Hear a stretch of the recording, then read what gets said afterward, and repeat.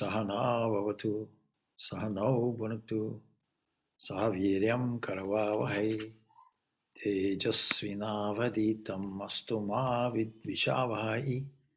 Om Shanti Shanti Shanti. May that one protect us both. May that one nourish us both. May we work together with great vigor. May our study be illumined. May we not unnecessarily cavil with each other. Peace, peace, peace be unto all. Great. So I'm going to just pause while you formulate some useful questions.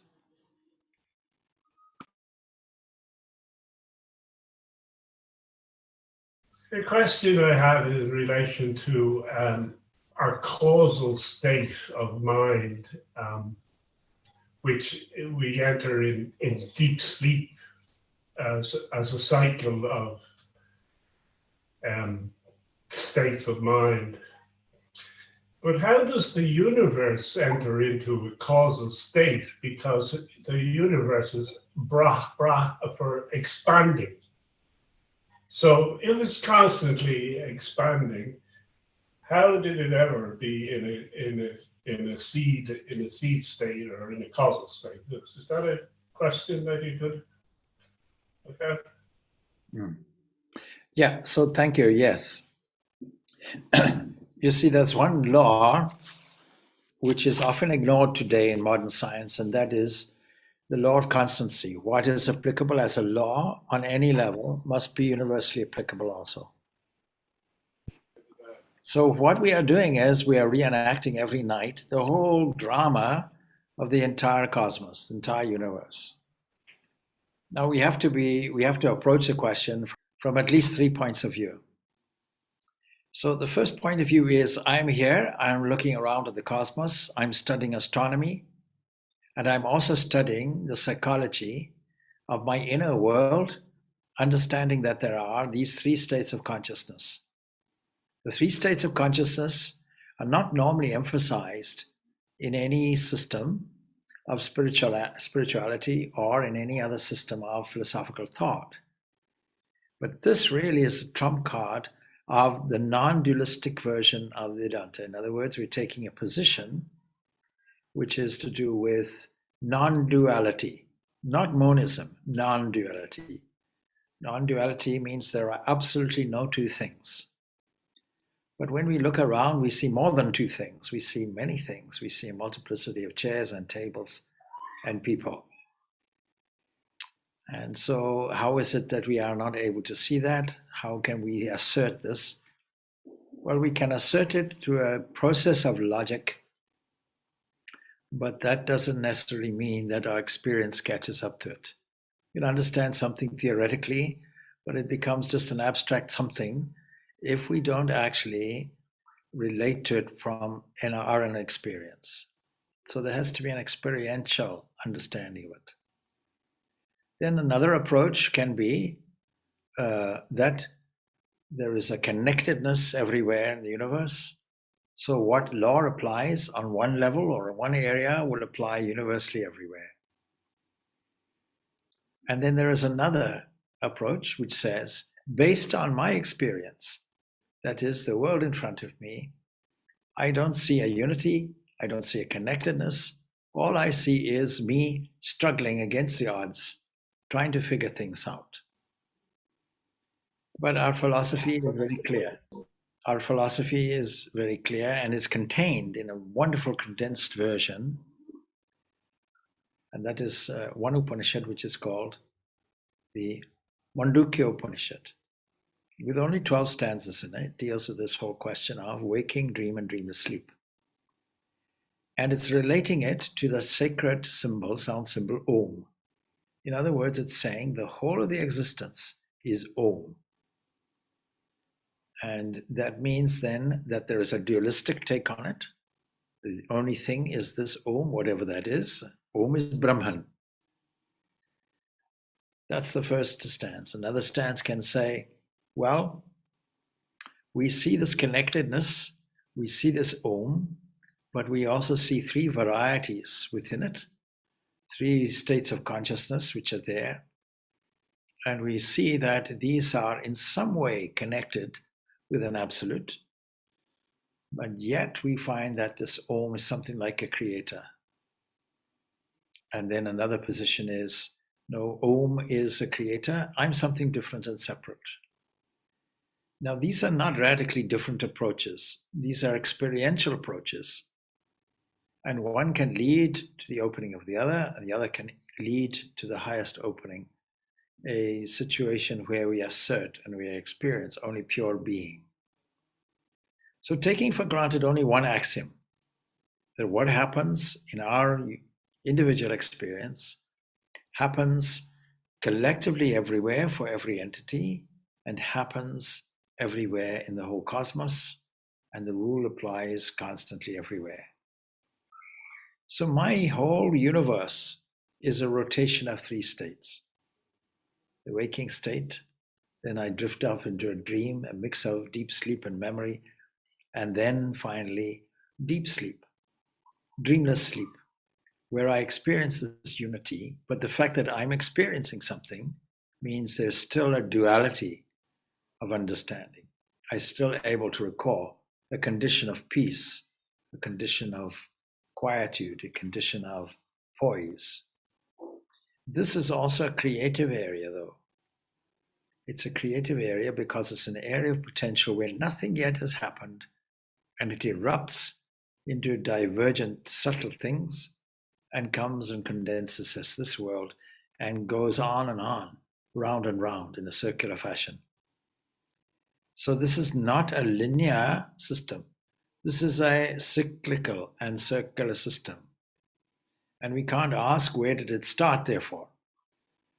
If you put A, B, A, B, A, B, and you constantly put that on a circle, Swami Vivekananda's example, you can't see which came first, the A or the B. Any point will be there. Point A, and then you move on. Point B, you can select any randomly and label it A, B, A, B. But on a circle, you can't make any distinction. Which came first, which came last. All equal. A linear system is different. A linear system, you can say that what came first is causal. And then what came after that is its effect. Now, the Sankhya system of looking at things in a circular way is that the effect and the cause are exactly the same. That is, if you take an example of a wave system in an ocean, then the peak of the wave is the cause of its trough, and the trough is the cause of the next peak of the wave. And there's no end to it. Perpetual it is. But at some point in time, you see, there is a cessation of these observed causal things. In the state of dreamless sleep is a state of potentiality in the human being. And so we would expect something on the cosmic level as well. We would expect a temporary pause. And the Mandukya Upanishad gives us a clue. It gives us various reigning monarchs, if you will, people who are in charge of each state. Now we can say that if we come to the universal sleep and the universal dream and the universal waking, law of nature being accepted as constant, then the deep sleep version on the cosmic level must be the highest point of potential creativity, and therefore we would expect the ruler to be Ishvara, equating to the universal God, the impersonal God, standing there, waiting. And then as that gets expressed in its first cosmic vibration, as a cosmic mind that is then ready to manifest and does in fact create different forms, this equates to a dream, a cosmic dream. We can put it in many mythological forms also. And ultimately there's a waking state that is the observable universe that you can look at through a telescope. So scientists, when they're investigating this, not knowing this, will only see the manifested version, the waking version. They won't see the quantum version, the most subtle version. They won't see the subtle wave portions. And they won't see the author of it, namely cosmic mind. So the ruler of dream is Hiranyagarbha, or it is this cosmic mind. And then, of course, Vishwa is the ruler of the waking state. That is, Vishwa is the presented world as such. So we have our mini version of what's going on in the cosmos. And while the whole universe is perpetually going through this, we're not talking of the time period. When you fall asleep, you think it's 5 minutes. Or you think you have no idea how long you're in a deep sleep. All we know is that there are cycles. As you drift off to sleep, in other words, as you vacate the passport you from the waking state and start entering into a dream phase, physiologically called rapid eye movement, then that goes down, kind of descension into a first kind of dream, a semi-dream, and then a dream that is followed then by a dreamless sleep, a deep sleep. And you can measure the brain waves in connection with this. This happens maybe 4 or 5 times a night. The dreaming we can measure the duration, but the in-between, the deep sleep, is a little longer. Now you see, we can put it in a kind of mythological way. The Lord of the universe, ever poised in creative mode, from that entity's own self, mythologically, Vishnu lies on the cosmic ocean, the darkness of the deep, and from his navel comes a lotus flower, and that opens up and Brahma is there. That is dream, and the ruler of the dream, holding the potential of creation in his hands. And this Yoga Nidra, or cosmic Vishnu Nidra, as it's called, this sleep containing an element of awareness, this occurs and projecting as in mythology Brahma with 4 heads, that is, having the capacity to see in all directions. Another 5th head looks upwards. In other words, all directions. But it is the projection, it is the manifestation of this entity, the Shakti, the energy of it, that does the rest. Now, what is the creative process? We can call this apparitional causation. We're familiar with the other kind of causation, transformational causation. I burn some wood in a fire. The wood disappears. But all it has happened is it's transformed into ashes and smoke. If I do a mass balance, it comes back to the original wood. It's just a change in form. That's all that happens.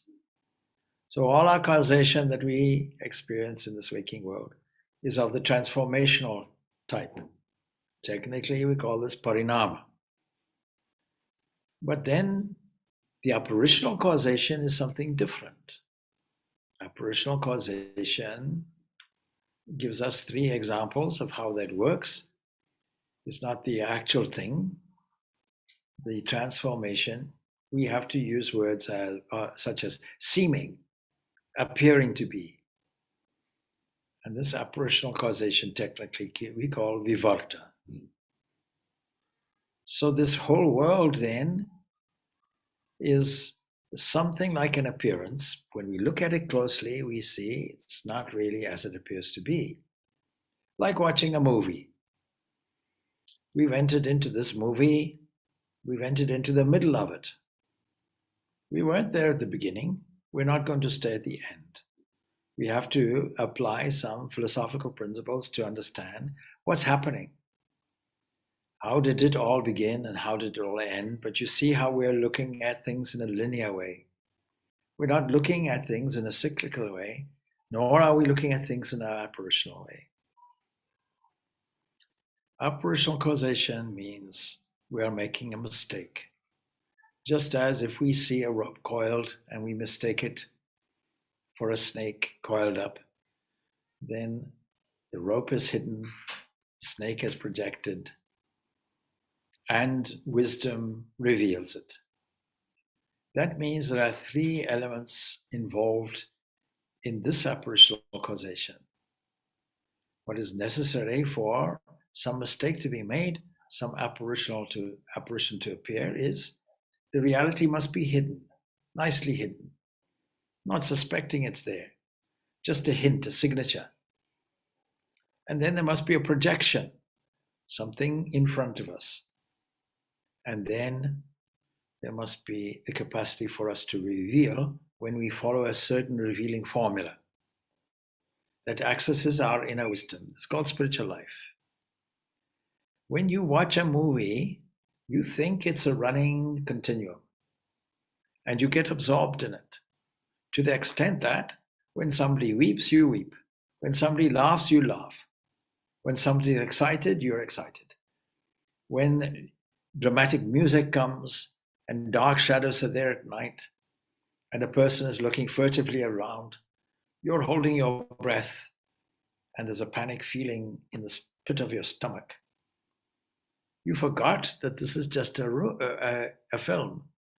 If you were to look at where it's being made, it's made in some big warehouse-like studio with artificial lighting, with actors wearing makeup for the lighting purposes, with fake scenery behind it.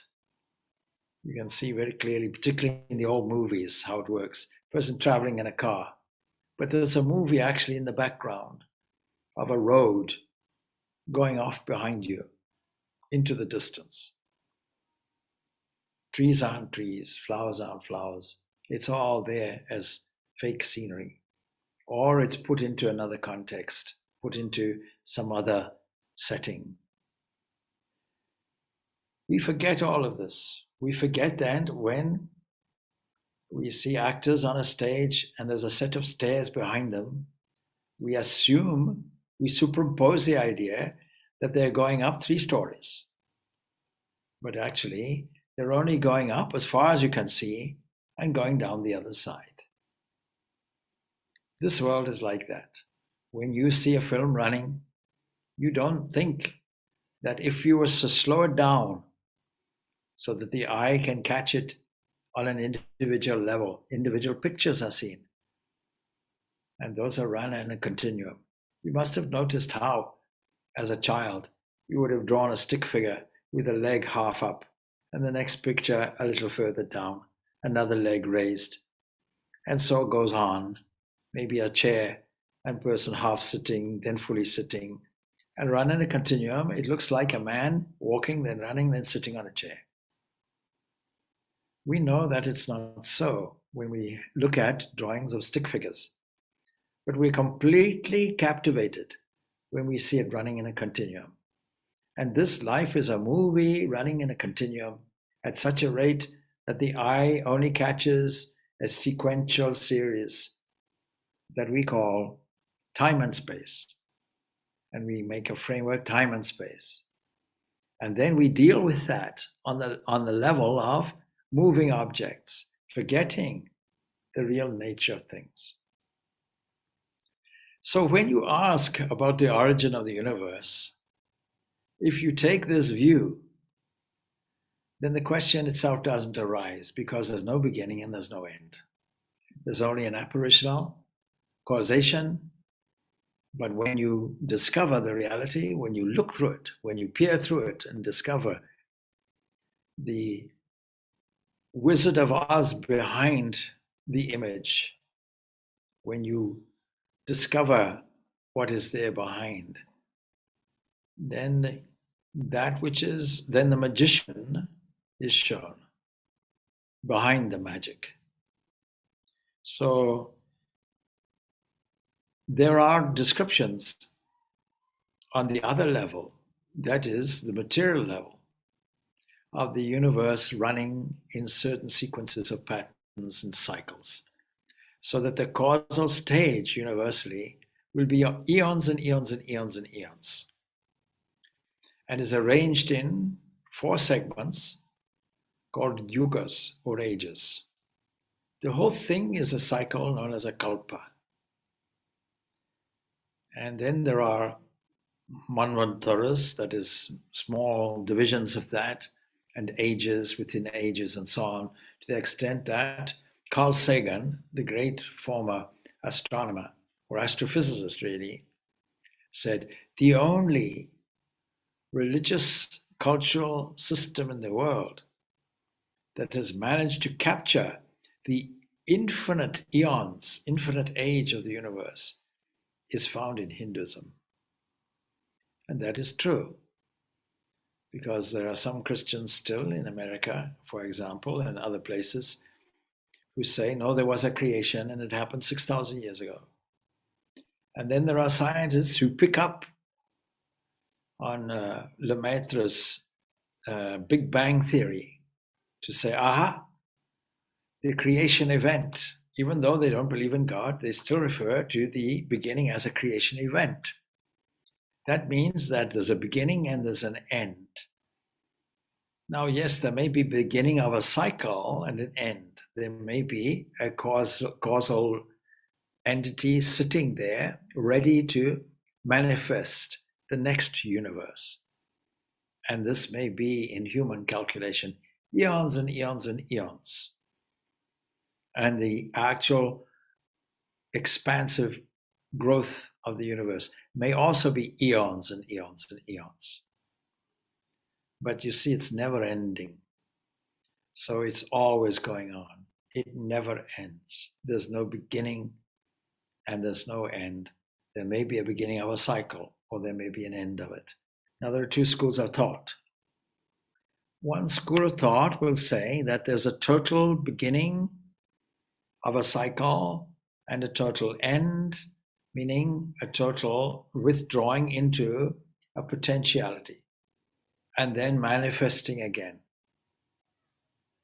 And this manifestation again, going back, like the whole cosmos breathing, the sentient cosmos breathing in and out, evolving from the causal state that is known as Prakriti or Ishvara or Maya or any of these terms. Actually, not this entity is controlling Maya. The manifested version of you and I are not controlling Maya. We should be controlling Maya, but we are subject to this ignorance, this mistake, and we have to find a way out of it. A philosophical route that we have to map out, given that we have all the equipment to do it. Obstacle being there, we can find a way around it. So that the whole universe now is manifesting in this way. The second school of thought will be it's happening locally. In other words, there's a continuous dissolution and creation, dissolution and creation. If you have a birth, you must have a death. And so this comes out as a kind of trinity, where there is a creator. We call this creator Brahma. We call this creator again, as you say, rightly, expanding. But then you see, Brahman is only one side of the coin. On the other side is this withdrawal, this dissolution. Theology calls this Shiva, the auspicious one. Auspicious because that has the capacity to end our ignorance and give us enlightenment. Again, it is all this energy that is doing it. So if it's this energy, we can call it dynamic spirit or simply spirit. Now, there's no difference between that and the Christian Trinity, because the Trinity will have the Father, that is, that entity that is responsible for potential creation, that Brahma. But you see, that Brahma, we can also say mother creator, because Brahma the creator relies on a first movement. Mythology, in fact, not mythology only, but the Vedas put it in a feminine expression. It is called Vak, word. See, in the beginning was the Word. And the Word was made flesh and dwelt amongst us. This whole thing manifests as one thing, the flesh, the manifested universe of all individuals, apparently seemingly fragmented. The truth is, of course, this whole world is just fragmented God, seemingly fragmented. Just as in waking, dream, and dreamless sleep, these are variations of the same thing. The genius of St. Patrick in Ireland was this very difficult concept to see. How can you have one God in three persons? He simply brings out a shamrock, one stem and three leaves. And this was so impressive, they caught on to it straight away. In the meantime, we've had theologians forever trying to figure this thing out. And don't say modalism, that is, these are modes, because that seems heretical. With a simple example, we can see it. So there's God the Father, we can also call God the Mother. And then the Son is this first expression, this Hiranyagarbha, this cosmic mind, this word itself. And that naturally penetrates and sustains the whole universe, keeps it going. We call this Vishnu, of course, in Hinduism, but it is really the Sun. And then there is the Spirit, because it is the Spirit that keeps things withdrawn or dissolved. So we have this compatibility everywhere. What's happening here on the microcosm is just exactly a duplication of the macrocosmic drama. So I hope that's answered your question.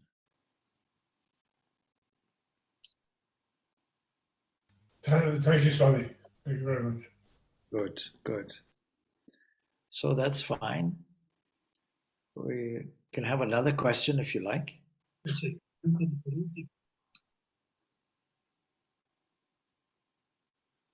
Don't ask me about the population of Nigeria. I still have no idea.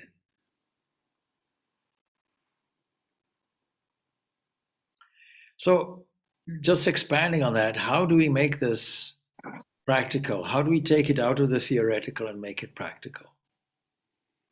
We make it practical by seeing, first of all, the beauty of the drama that is there.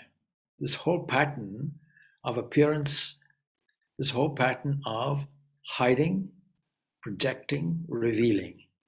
This whole drama of waking, dream, and dreamless sleep. This whole drama of this apparitional causation, expressed with all the clues, all the signatures in the universe. Whether you study physics or whether you study all the events in your own life, you'll see these three fundamental evolutionary forces at play. You'll find this sattva, this rajas, and tamas. This is very optimistic philosophy because it tells us we have a way of revealing something. And we have to do it through the mind. The whole difficulty is the mind. And therefore, all spiritual life and endeavor is really a psychological process, since we have a psychological aberration.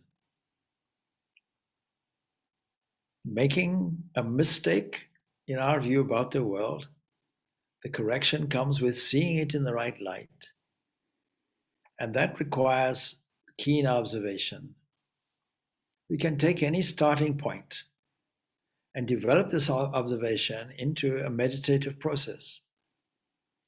But it involves a level of appreciation. And the level of appreciation is with the most obvious things, the things we normally overlook. We take it for granted that we will continue breathing. We take it for granted that food gets digested. We take it for granted that cells will get renewed. We take it for granted that the legs will move. We don't have to command the legs. We don't have to give them an order of the day. Come on, today, your job is to move. And during dream, we don't have to make a command.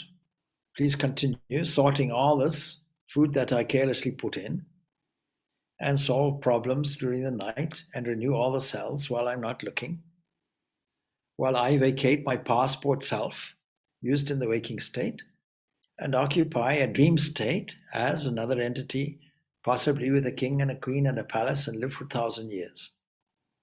Time is different. Anything is possible in a dream.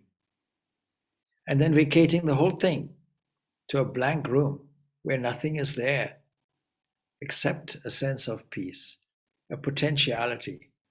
If I'm to understand that in a practical way, surely this area of poise is the most creative function that I have. And I can then deliberately cultivate that, not just allow the mind to slip into a dreamless sleep. So I can withdraw the mind to a point where there can be a sense of poise and wait patiently for a solution to come.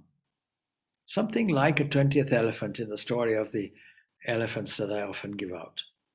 Just to refresh your memory on it, you see, there was a man with 3 sons and he died, and he left his will and he said, I'm going to leave you with 19 elephants. That's my legacy to you. This is your inheritance. Please divide it up in this way. The oldest son must get half. Then one son must get a quarter. And another son must get, 3/4. The 3/4 of an elephant, what use is that? Half an elephant, what will you do? You can see that the problem lies in the question of divisibility. An odd number you can't equally divide. So while they were puzzling over this, the royal elephants came, and the vizier saw the problem and said, all right, I'm going to lend you an elephant. Now 20 elephants are there. Please make your division. So the first son got his 10 elephants. Like that, they divided it all. And then he said, the extra elephant, please give back to me. Once you make things divisible, the problem goes away. So ruminating on this in the morning, brushing the teeth, walking, or driving, or doing some activity where the mind is not specifically occupied, you can catch the technique of waiting in a poised way for a 20th elephant, another solution that comes from an area of potential creativity within us. And like that, we can shuffle a few ideas around until we get the right one. This was a technique used in the old days in the ashrams and so on. A student goes to a teacher and he says, all right, go take my elephants now. Or sorry, my cows, I should say. Go take my cows and bring them back when they have multiplied into a healthy herd. And so what will you do?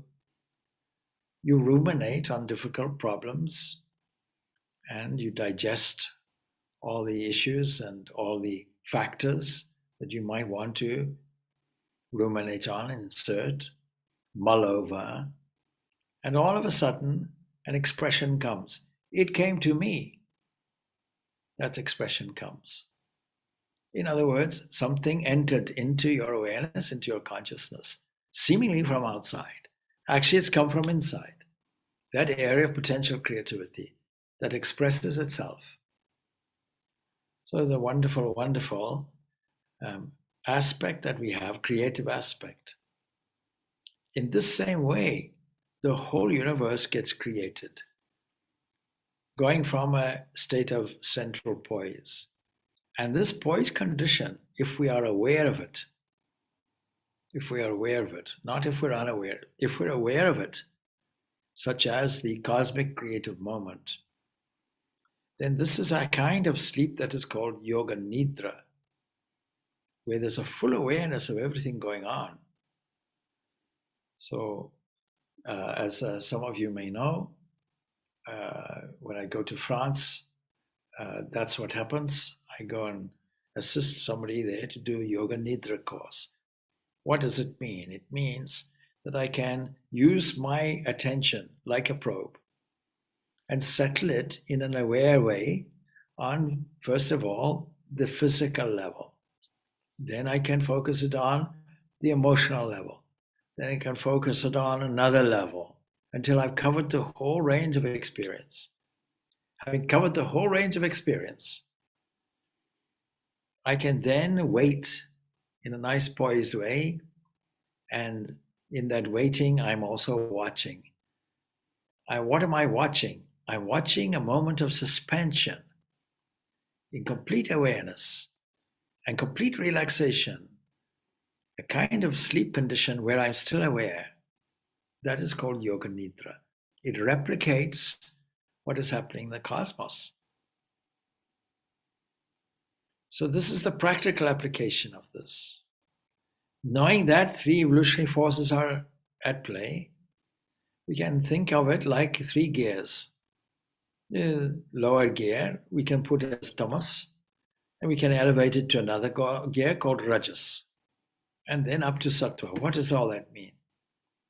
Supposing a dark thought imbued with ignorance, laziness, and all the dark emotions that come from the depths of ignorance, including vengeance, hatred, anger, lethargy, dullness. All of these come under this term of tamas, a condition of the mind which is at its lowest ebb. We can take that and we can elevate it. Like a gear shift, we can put it to the next level. Come on, come on. Get out of this. I want you to work on another level. I have a useful job for you. Please do this. Make it rajasic, make it active, full of activity. Now there are so many different activities that we're engaged in, but then the average waking day we'll find has this as its content, this enormous range of activity, keeping busy. Nothing wrong with keeping busy, but for what reason? So I was discussing earlier, and this morning actually, and we were discussing these three sattva, rajas, and tamas called gunas. Guna means something that binds us, something that restricts us. We need to break free, something that enslaves us. All right, knowing that, sattva also is enslaving us. Sri Ramakrishna gives an example. Says three robbers are there. One robs your money and wants to kill you. This is tamas. But the rajas wants to tie you up, take your money, and leave you there. But sattva wants to take your freedom, but wants to untie you, and in a remorseful way sets you on your way, takes you to a place where you can rest, your home, and instead of staying there, leaves because still a robber. And so it is sattva that is most useful to you, but even sattva has to be released. So the sattvic mind will create a mind that is in a condition where a revelation occurs by itself. It will make the mind suitable for its own discovery, self-discovery, the reflection of a truth. We're living in a shadow world, taking it for a reality. When we wake up from our overall cosmic dream, that is our life, including a waking state, then we see things as they are, and we don't see things objectively. We catch this unity of experience that is unending, unfathomable joy. So this is the practical use of knowing all this. Philosophy has no value if it has no practical application in our daily life. Meditation is a way of coming back and withdrawing the mind to the point of this yoga nidra, otherwise in yogic terminology classically called this withdrawal of the mind from the external internal, and then this pratyahara, as it's called, is then ready.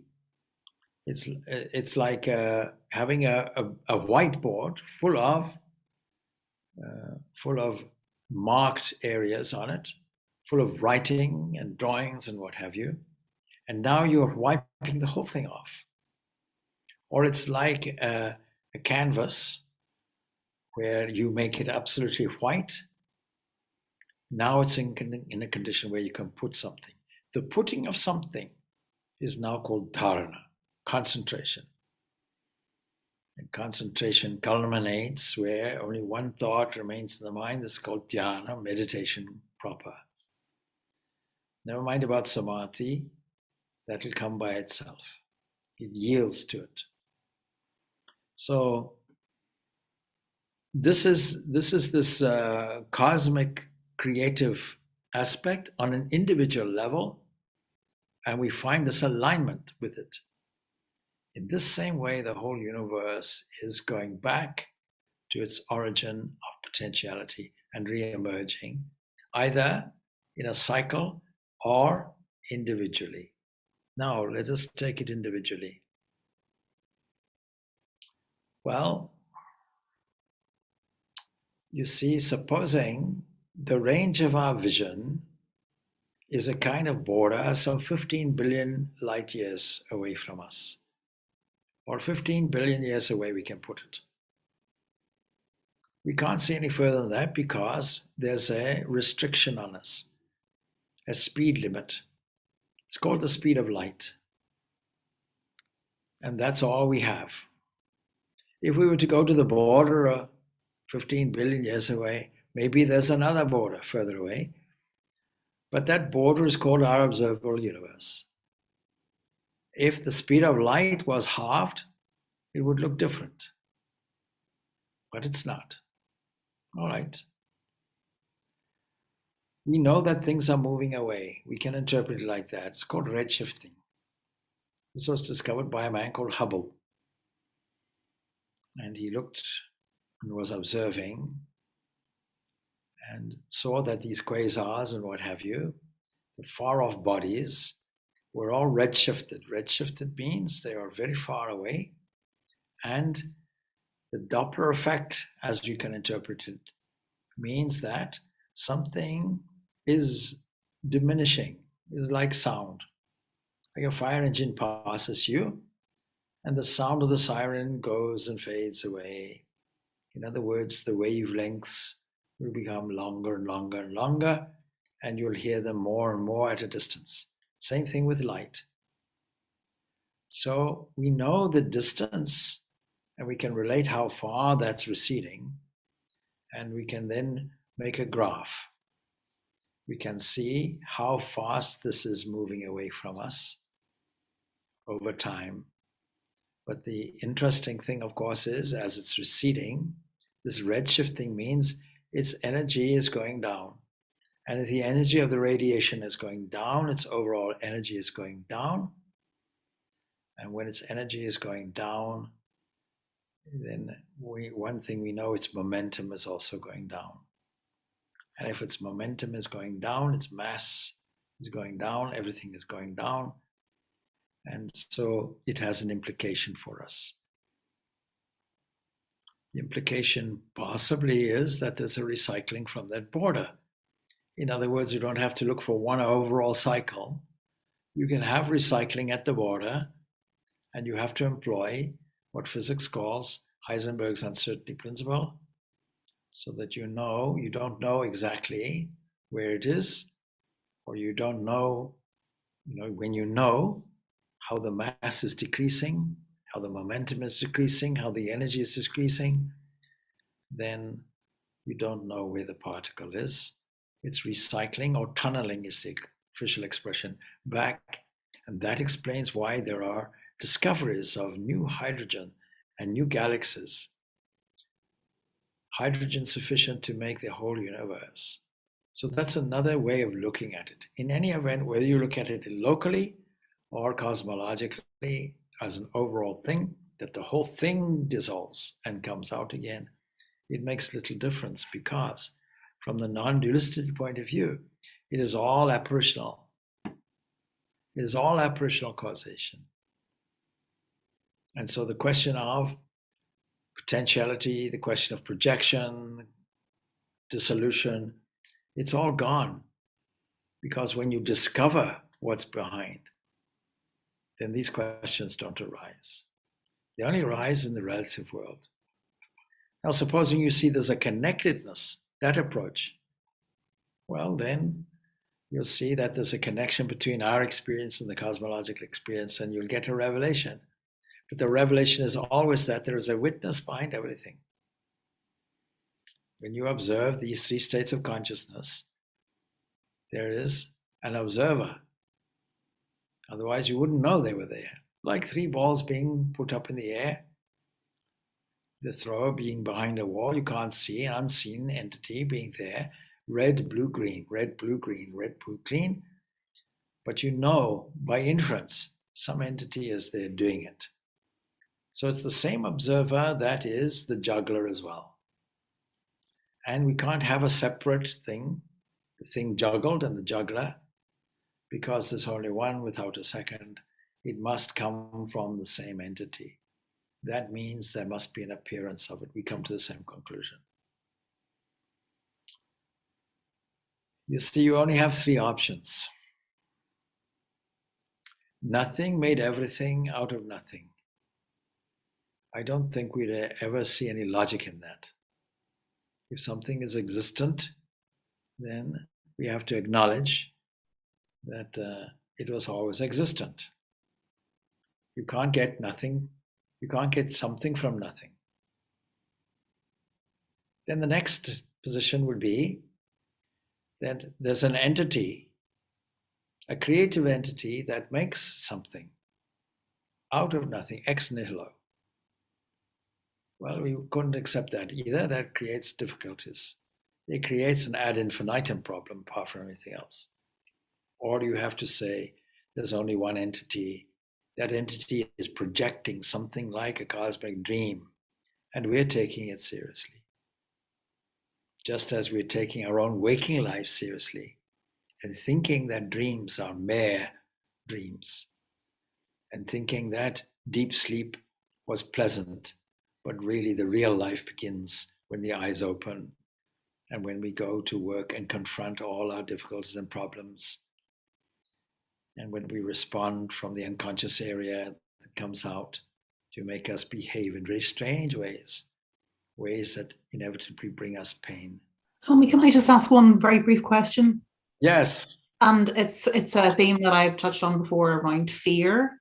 And sometimes is it useful to, you know, the way you were saying about really the mind is very, very important, but sometimes it feels comforting to get it at home with my heart, but to visualize the heart opening to just support the calming down of the physical body in terms of a meditation, a visual. Okay. What's your question? Well, is that okay? That the heart is a powerful center. When we meditate, we have two options really, depending on whether you meditate on a personal God or impersonal. A personal God, which is suitable for most people really, the center in which we focus is the heart, always. The way we describe it is to make it as creative and artistic as possible, using the full capacity of your imagination. So there has to be something like a lotus flower or flower of some kind there, lotus being representing purity. And so we can visualize that opening. Yes, the heart itself as opening, absolutely. Why would we want to close it? Now, this can be done in several ways, but you see, when you discover that inner entity, that is your very chosen ideal, centered and seated in the heart, that entity is made from pure love. And that discovery of that pure love automatically becomes an entire opening of the physical, the emotional, the intellectual, the spiritual. Everything opens as a result of this. But of course, it requires visualization. What we call fear is because we imagine something, and something that wasn't really there. Many ghosts around the corner. Prefaced by such statements as if or what if or but, So we allay those fears by understanding the reality, the other side of the coin. There's nothing to fear. All of the icons and images of deities will all have one hand up. In Buddhism, you'll find it as well, telling us, fear not, nothing to fear. So what is fear? Fear is faith in heredity. That's what fear is. Fear means I am so-and-so, and I have faith in this so-and-so, in this physical entity, and all the aspirations, desires of ancestors on each side. My biological self. Well, faith is the opposite side of it. So to overcome fear, we have to have faith, not in our heredity, but faith in our own self. And when we visualize this love, of course, we understand that everything that we experience has come from this expression of love. Why should we love God? It's because God is entirely lovable.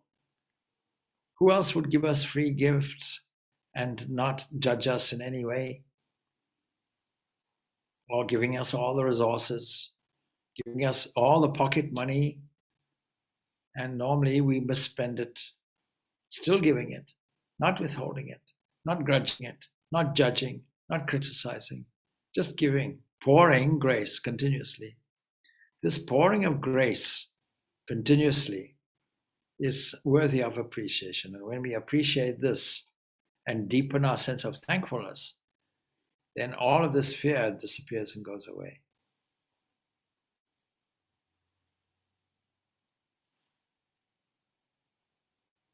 Thank you, Swami.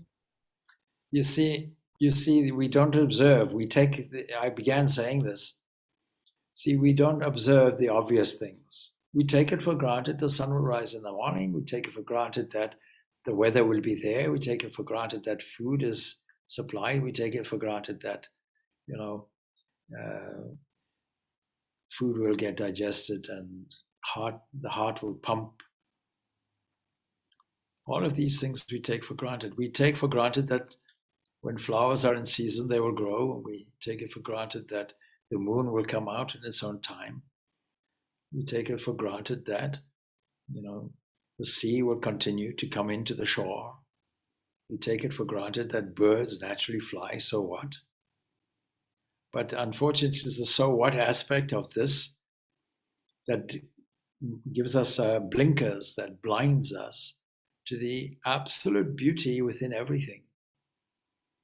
And missing that just for a second is a treasure missed. How many treasures do we miss? They provide it every second.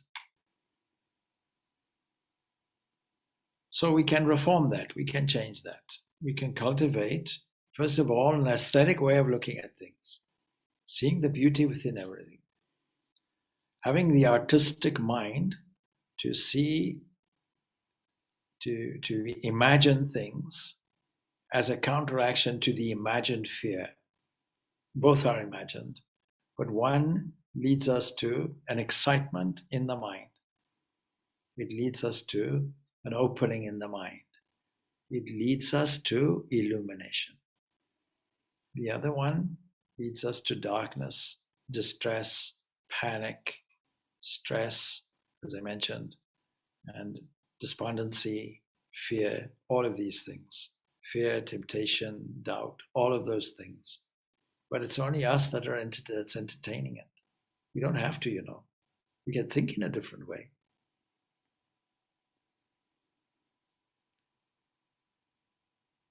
It's called the game of life. You can play it nicely. Thank you, Swami. Thank you so much. All right, good. So that's fine. Okay. All right. Om Shanti, Shanti, Shanti. Peace, peace, peace be unto all.